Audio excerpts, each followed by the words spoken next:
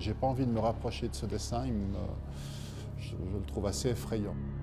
S'il fallait représenter l'enfer, c'est probablement ce dessin-là qui le représenterait le mieux.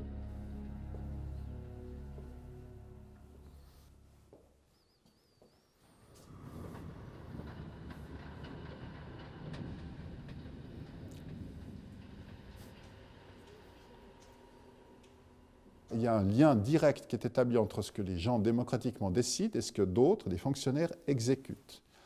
Et puis là, à mon avis, ça doit interpeller autant ceux qui décident derrière que ceux qui exécutent et qui sont au premier plan. Ça montre au fond toutes les contradictions qui peuvent exister dans un pays.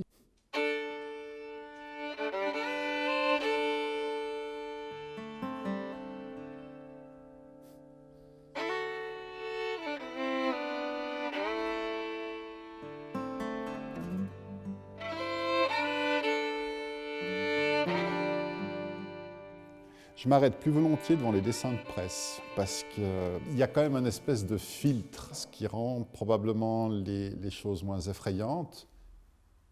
Heureusement qu'il y a des dessins comme ceux-ci qui permettent de temps à autre de prendre un peu de distance et puis de rigoler.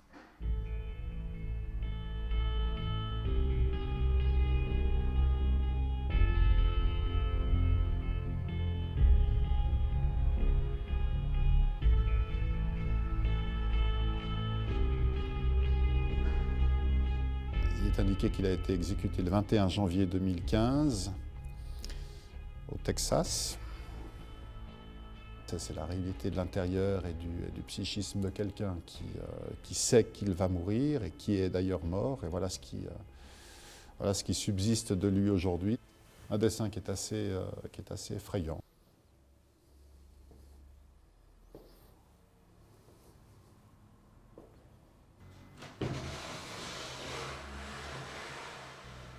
Vous voulez l'exemple dedans?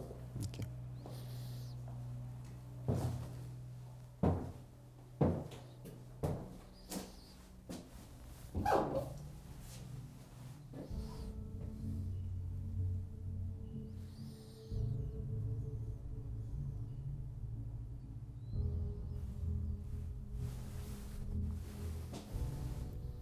N'importe qui entre ici a immédiatement ce sentiment de confinement, d'isolement, de compression, littéralement. Voilà ce que ça m'inspire. Ça, c'est le quotidien des gens qui passent, si je vous ai bien entendu, pratiquement 20 ans en prison comme ça, en attendant un jour d'en sortir pour mourir. Voilà.